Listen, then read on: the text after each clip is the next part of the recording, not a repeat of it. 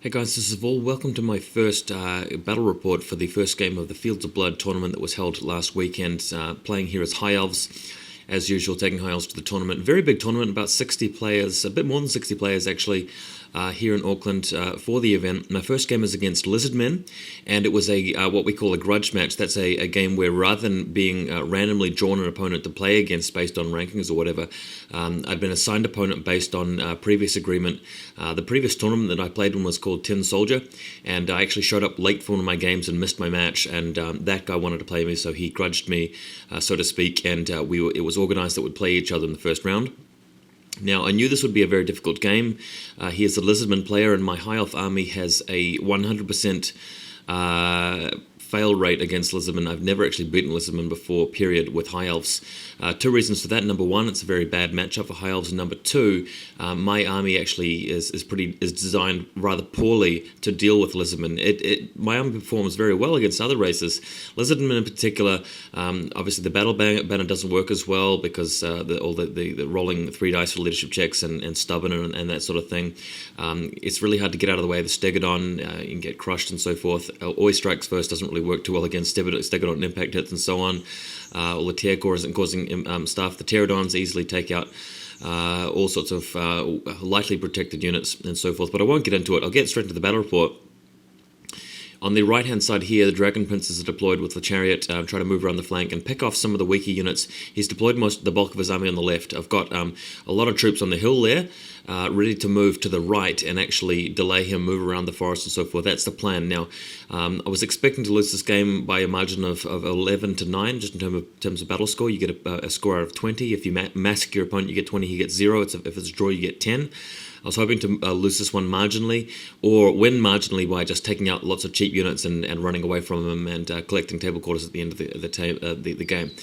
But at any rate, we're going to go to the next photo now after a while. You can see his beautifully painted army here deployed, weighing down the right-hand flank, going to move around the forest and attack me. And as you can see, I don't really have the troops to deal with this. These two big blocks of Saurus, Warriors, Temple Guard, Stegodons, Pterodons, Salamander. So the plan really here is to move around the other way and delay him, or at least force him into a bottleneck or something interesting. I've taken Beast Cowers from one mage and High Magic with the other one. He's actually taken Cupped Hands with Old Ones, which is bad news with the level 4 Slan. And he's got knows all spells, and he's picked Law of Death, so very offensive stuff. Next photo shows me in my turn. You can see it in his turn. He's moved the Pterodons to the forest, so I can't see them. And flies that can move into forest, fantastic, really good rule. 4 Pterodons makes them very powerful. I've started by moving forward, keeping the chariot up front so I can charge one of his weaker units. And the white lines are going to go around the wood with the chariots and the characters in them.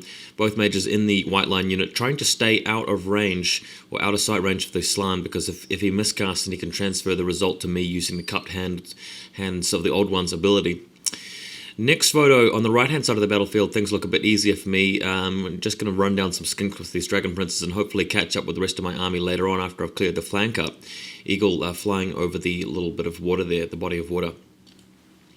Next photo shows you a little bit later. The Dragon Princes have wiped out his troops there, but he's moving around the forest slowly but surely. And he's lost some skinks already, so I'm ahead on points this early stage of the game, but don't really think I'll be able to hold out for terribly long. We've got 6 turns, and he's got 4 or 5 more to go. Next photo shows you the Pterodons flying all the way around over here, dropping rocks in the archers, killing some of them, and then throwing javelins, killing some more of them. And then he'll be charging the bolt thrower, so bad position for me to be in. I'm having to divert some shots onto these Pterodons. They're hard to get rid of. They're 2 wounds each, and in order to hurt them, I'm going to have to turn the mages around, slowing down their movement around the forest, so that's an awkward situation for me to be in. My opponent playing well thus far, though. Next photo, you can see a lot of skinks and salamanders moving into the forest, ready to breathe fire over the white lines. The Dragon Princes are moving away from the cluster of Lizardmen coming around the side. I've dealt with some of the Pterodons, but not all of them, and the Eagles flown around the back to try and march block the Stegodon if possible. You can see my characters have left the Knights, the Dragon Princes, and have joined the Bolt Thrower. That protects the Bolt Thrower from being charged by the Lizardmen Pterodons, so that's the reason for that little move there. Next photo, Croxagore is still coming around the corner, have taken some damage from my spells and shooting. He's lost 2 Pterodons so far, so a decent turn from me. Way on the far side of the battlefield, the Chariot and the Dragon Prince is getting ready to wipe out that lone Salamander at the back. The entire right-hand side of the battlefield is mine to control, but I'm under a lot of pressure on the left-hand side, as you can see, with the Slann appearing around the side, getting ready to blast me with some spells. Lost a unit of archers already.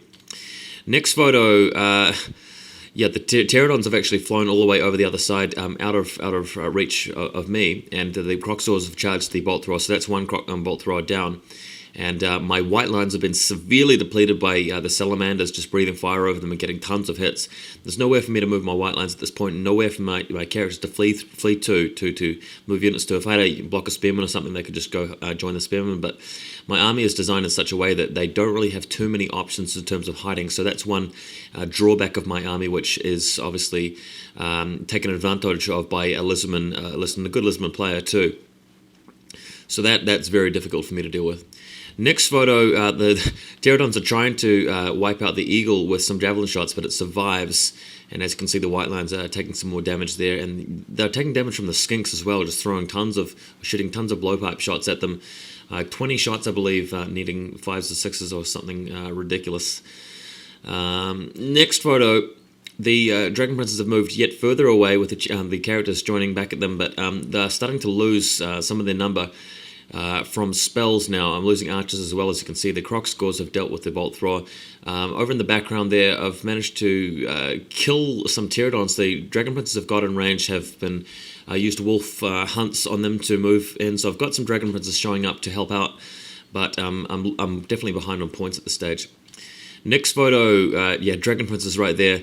At this point, I've got the option of actually leaving the white line unit with the mages, but the white lines are severely depleted as well. Only 3 of them left. The command group has survived, so no lookout, sir. I've got spells coming at me.